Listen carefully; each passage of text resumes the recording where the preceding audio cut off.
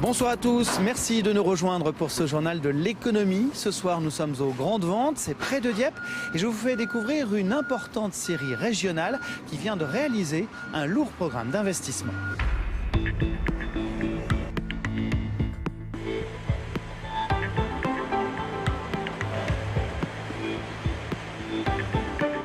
La scierie Lefebvre a vu le jour en 1946 autour de la fabrication de caisses pour le transport du poisson. Elle est spécialisée dans le traitement du bois de hêtre, 65 000 mètres cubes l'an passé. Elle emploie 180 personnes sur le site des Grandes Ventes et 500 salariés au total sur les 8 entreprises du groupe.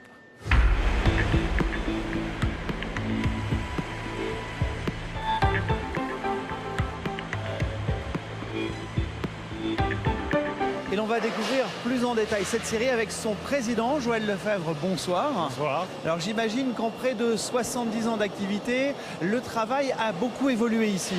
Il y a eu beaucoup d'efforts de fait sur la mécanisation, beaucoup moins de manutention manuelle évidemment pour réduire les efforts de nos opérateurs. Et l'informatique est rentrée dans nos usines, ce qui aide grandement à la gestion de la production.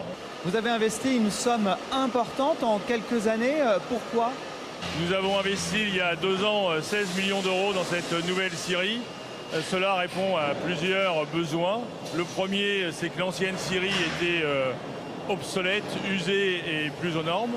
Le second, c'était de retrouver de la compétitivité.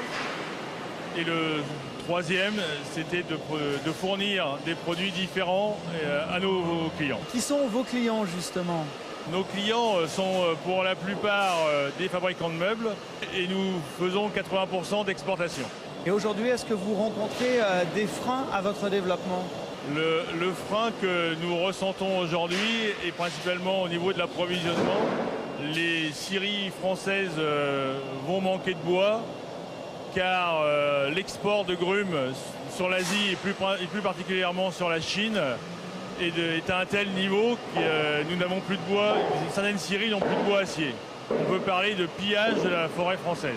Et alors qu'est-ce qu'on peut faire ? Donc la Fédération nationale du bois a interpellé les pouvoirs publics.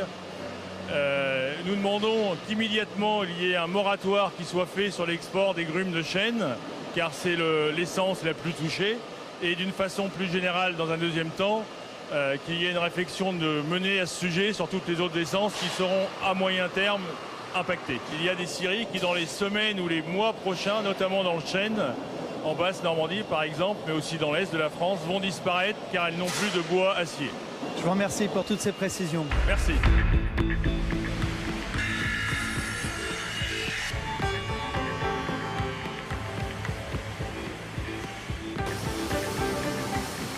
Et nous voici à présent dans des ateliers créés dans les années 1980 où l'on fabrique des pièces à plus forte valeur ajoutée avec du bois 100% local.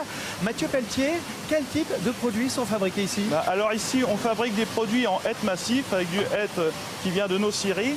Donc il y a plusieurs types de produits. On fabrique des pièces pour les gens qui font du mobilier, donc de la chaise d'enfant par exemple, du lit de bébé, des têtes de lit pour les hôpitaux, des montants d'armoire. Et après, l'autre partie, c'est plutôt destiné dans le bâtiment. Donc là, on va fabriquer des châssis de porte, des jusseries de porte et des oculeuses de porte, par exemple.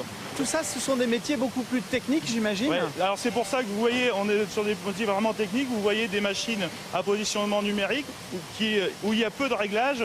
Ces machines nous permettent de allier la rapidité d'exécution et le peu de temps de réglage. Parce qu'on travaille avec des délais de plus en plus courts maintenant en France. Merci beaucoup pour toutes ces précisions. De rien, merci. Et l'on termine ce JDE avec le tout dernier produit de la scierie Lefebvre, des bûches de bois densifiées faites à partir de sciure car rien ne se perd. Tous les détails sur notre site internet. Très bonne semaine à vous et à mardi prochain.